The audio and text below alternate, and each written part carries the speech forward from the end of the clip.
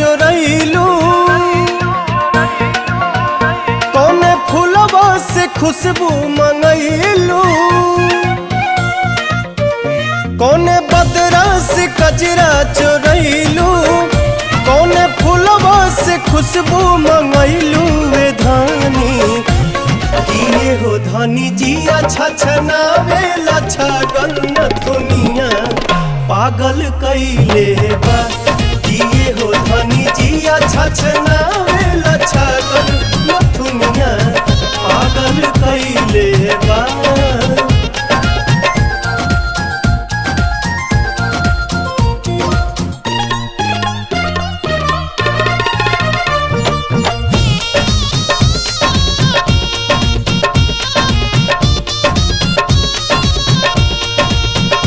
जब से दिल में बना ले बाड़ू तू घर, हर जगह अब तयावेलू तू ही नजर।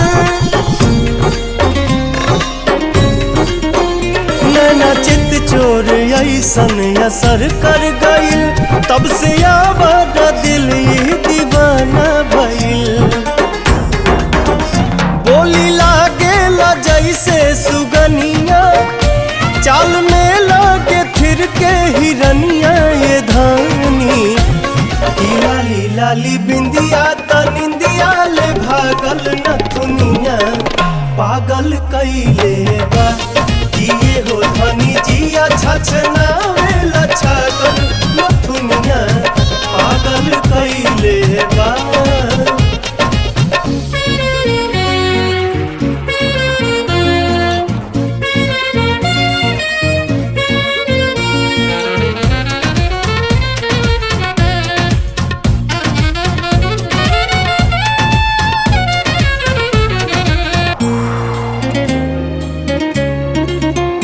करधनी जब कमर में झमक जाला होके बेकाबू मन ही सनक जाला हो।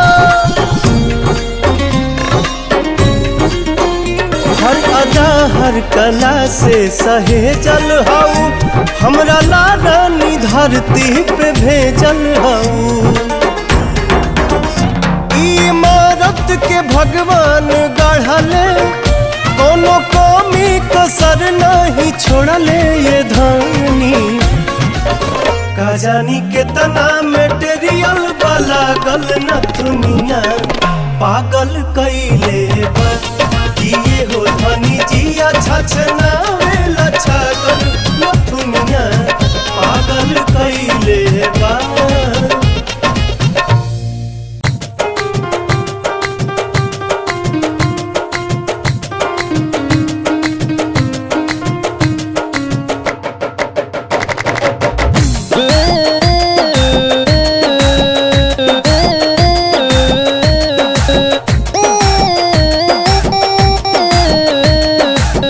दिल टूटल बा लड़ाई में, दिल टूटल बा लड़ाई में।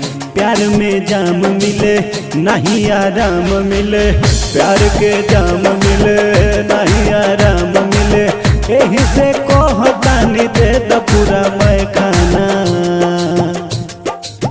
दिल टूटल बा लड़ाई में, दिल टूटल बा लड़ाई में, दिल टूटल बा लड़ाई में, दिल टूटल बा लड़ाई में, दिल टूटल बा लड़ाई में। ए भाई सुनना, अरे ये अभिषेक भाई कोका कोका कोका नहीं, ए भाई स्प्राइट स्प्राइट दो ना। ए भाई अरे सुनना, ए भाई चलना भाई स्प्राइट पिला, हमको थोड़ा बिरयानी खिला। चलना भाई स्प्राइट पिला, हमको थोड़ा बिरयानी खिला। बिरयानी हम खाएंगे, खाकर घर चले जाएंगे। और पता है सुनो, ए भाई लड़के पटवा दो और उसका नंबर दिलवा दो। ए भाई अरे सुनना, ए भाई लड़की पटवा दो। ए भाई